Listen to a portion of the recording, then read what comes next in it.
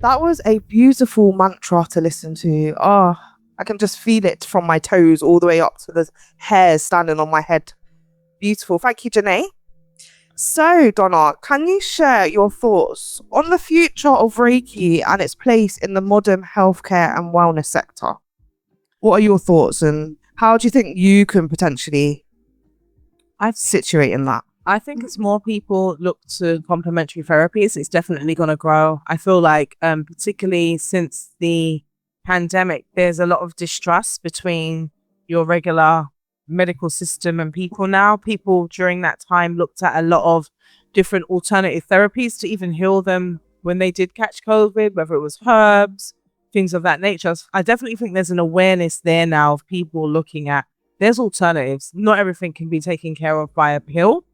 So it's definitely a growing space.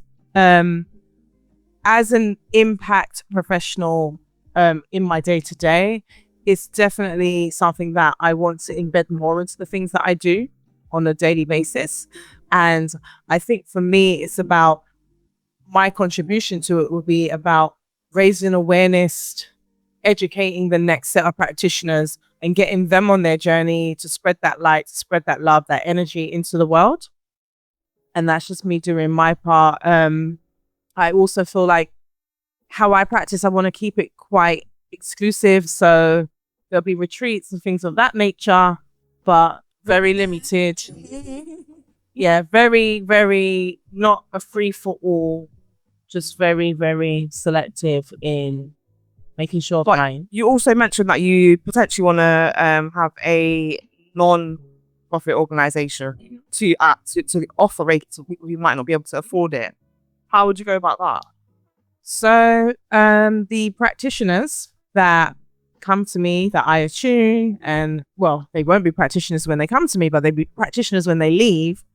Part of our agreement would be for them to donate that. Just like I've donated attunement to them and have allowed them to become a practitioner, they have to give and be of service too. Because it's reciprocal. You can't give Reiki and not receive. So it's one of the rules of Reiki, actually. You can't give Reiki without receiving something. And it doesn't have to be money. It doesn't have to be anything extravagant, but there has to be an exchange. So yeah, I really like that. I would say that is like the universal language, when people say you give what you get in a sense, and what you put in is what you get back. So that's definitely something that I feel will resonate with people worldwide. As we look forward to seeing these, potential, is it a course you would call it, or?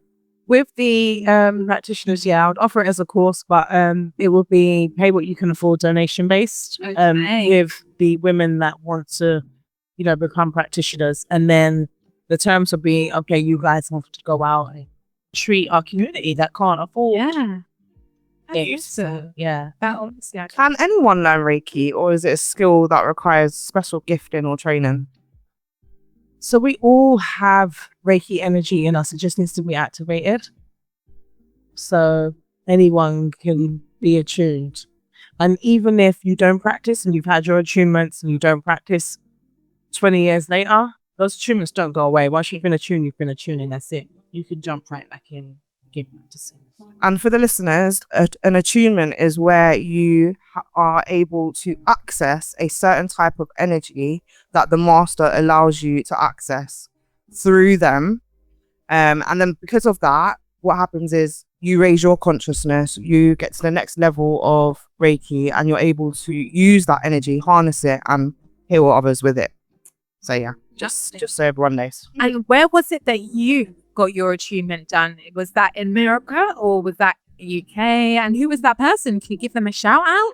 Yeah, I did it in London actually. Okay. And I was attuned by a shaman who had actually raised, he's from Mexico, and he was raised in a shaman church, and he was the baby that was not meant to be, but came because of shamanism.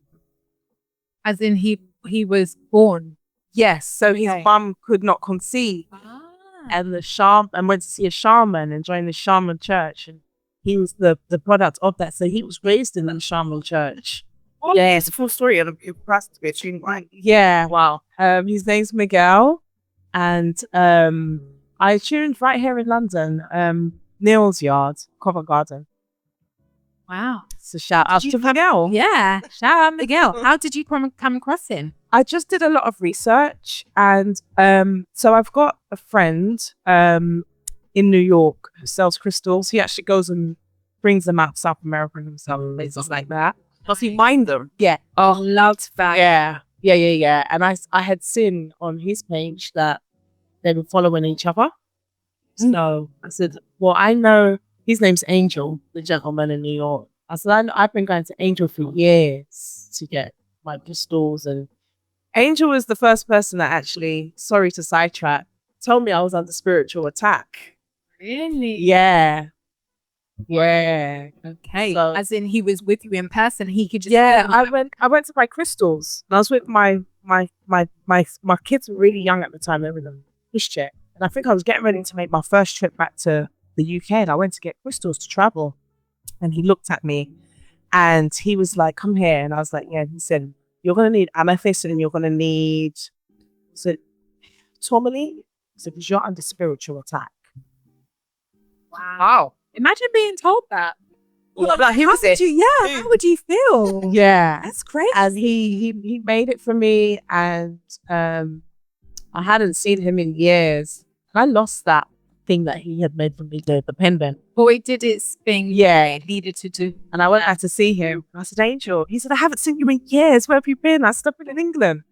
I said, that pendant, I lost it. So he made me a new one. He said, don't lose this one. Fine, I still have that one.